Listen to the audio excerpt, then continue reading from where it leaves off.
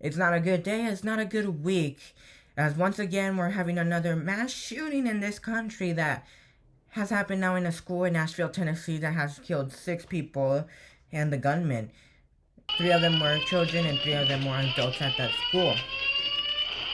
Police received a call about the active shooter at the school around 10:15 a.m. on Monday. Authorities say that 15 minutes after they called police, they said the shooter was dead. The remaining students were transported to a safe location to be reunited with their parents. The website of the school says the school was founded in 2001. Listed Katrina as the head of the school, who was one of the victims. Her LinkedIn profile says she had led the school since July of 2016. We lost 3 children and 3 adults that day again from one of those massacres. Now we're going to show you a few clips of local reporters in the news stations in Nashville that day. Take a look. Yeah, there's absolutely no words for what's going on today. I'm actually a school shooting survivor myself. It happened years ago. I was in 8th grade, and all of this is it's just flooding back flashbacks for me and what I went through with my classmates.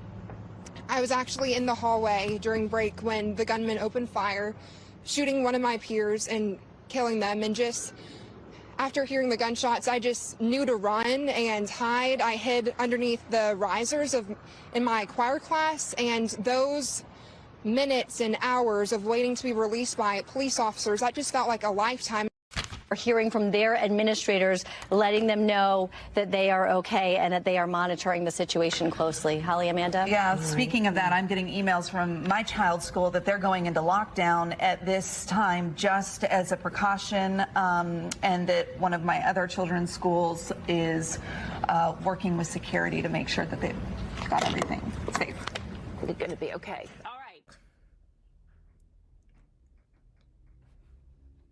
So in the first clip, you see the NBC-affiliated station telling her story of when she survived the school shooting back in 2010. It is just so sad to see that a student survived the mass shooting. Years later, grew up to become a reporter and was on duty and had to report that story that day, and had to see and feel what she went through during a mass shooting. Because these mass shootings are more common. I mean, they shouldn't be that common, but they're more common. In the second clip, you see raw emotion from the anchor. But as a parent, to know their kid's school had to go into a lockdown as a safety precaution, as the danger was so big. Although the shooting wasn't in that anchor's son's school, they had to take all the safety measures, because who knows, anything could happen. Here we are showing you a local anchor whose mother-in-law was the front desk lady. Take a look. Now with Hannah, and I understand you've been given a message. Yeah, so I wanted to make sure it was okay with her before I talked about her experience. My mother-in-law is the front desk angel.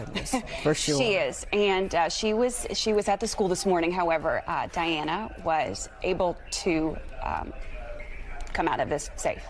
She actually stepped away to take a break. I mean, and that is why right now I am I'm torn. Sure, it probably could have saved her life that she stepped away. Correct. Luckily, her mother had left before the shooting, and, you know, as you saw, it said it was a miracle. That's what saved her life. And also, just a few days before the shooting in Nashville, a student shot 2 administrators, and this Fox News reporter got emotional after her own son was in that school. Although the shooting wasn't towards any students, and no students were injured except the 2 administrators, it's still a scary situation, especially knowing these mass shootings happen way more commonly, as I mentioned earlier. So now we're going to play you the clip. Sandra, that is so encouraging to hear as a parent. Excuse me, my son just came up and I had not seen him. Come up here. So I'm sorry, I've not seen my kid since this all went down. So hey, just really, I'm so sorry. I'm so sorry. Oh. I'm just finishing this real quick, okay? Okay, all right, okay. Are you good? Okay, I'm so sorry. There's no way you would have let your kid walk by. Alicia, if you need to step aside, please do. So, okay. He's okay. He's good. You good? Okay. He's good. But yeah, he's the one who was telling me what was happening. And my sister telling me what her daughter was telling her. As you saw, the reporter said that her main source for the information was her own son, who again was in that school. And now, this mother, who was on vacation in Nashville during the mass shooting at the school, spoke after police gave a press conference about how she survived the shooting in Highland Park, Illinois, back in July of 2022, and only came to Nashville for vacation to see her sister, and had to see another shooting occur. Aren't you guys tired of being here and having to cover all of these mass shootings? I'm from Highland Park, Illinois. My son and I survived a mass shooting over the summer. I am in Tennessee on a family vacation with my son, visiting my sister-in-law. I have been lobbying in D.C. since we survived a mass shooting in July. I have met with over 130 lawmakers. How is this still happening? How are our children still dying, and why are we failing them? Gun violence is the #1 killer of children and teens. It has overtaken cars. Assault weapons are contributing to the border crisis and fentanyl. We are arming cartels with our guns and our loose gun laws. And these shootings and these mass shootings will continue to happen until our lawmakers step up and pass gun safety legislation. Aren't you guys tired of this? Are you guys sick of it? We have to do something. We all have to call our lawmakers, and we all have to make our lawmakers make change now, or this is going to keep happening, and it's going to be your kid and your kid and your kid and your kid next, because it's just a matter of time. But there's more. Here, there's a student there have been students who have survived multiple shootings. It's very sad to hear that they have to survive multiple shootings. For example, Emma Riddle, who, as I'm looking, she sent these texts saying as they read, she was hiding under her desk while the MSU shooting was her roommate. She told her father to pray and that she loved him. But it also reads this: I never thought I would ever have to go through this again. End quote. Never thought she had to go through this again. Again, these shootings are way more common, that students and people are rounded up in multiple shootings throughout their lifespan.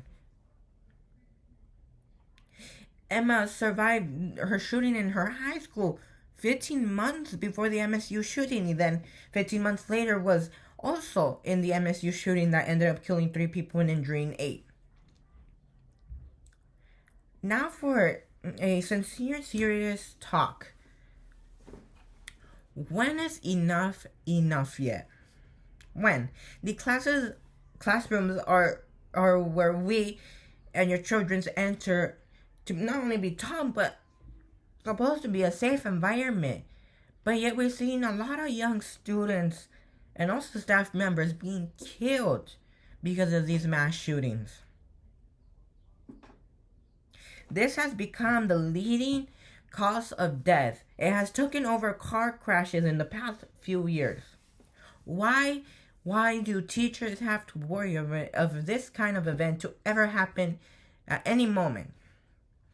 And if it does, their minds are going on how to protect the children and doing everything in their power to protect them. Why do teachers have to make sure their classrooms are safe from that kind of danger? Why do these students have to go to school, and many of them have to worry of an event like this ever happening in their school?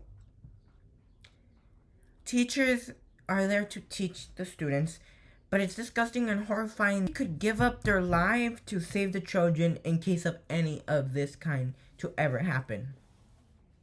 These students are more aware of this being more common, as teachers and schools have to train them as a safety precaution, knowing these are big risks when you enter those buildings. We keep hearing sorry, sorry, sorry. But when is the sorry gonna make a change? Because that's not making a single change. To avoid these massacres and avoid these mass shootings, we need to continue to speak up until we hear and see a big change and lower those numbers of not only mass shootings in schools, but also, in stores and other places. Why are we so focused on banning bugs and banning an app, while bugs aren't killing children, while apps aren't killing as much children as mass shootings? Why are we spending hours fighting about which books should go into the classroom, which books shouldn't? Why aren't we fighting about when are guns gonna be banned and when are we gonna make a change? Ban guns, not books, and let's make a difference. Because we haven't seen change. We haven't seen any real change happen. Not at all. Not real change at all. We shouldn't be living in fear of entering a classroom and maybe someday losing our lives, whether it's a student who thinks that or whether that's a teacher or a staff who thinks that entering the building every single day. We need to change this because it can't happen anymore. We can't be losing staff and children in these mass shootings. Innocent children and staff.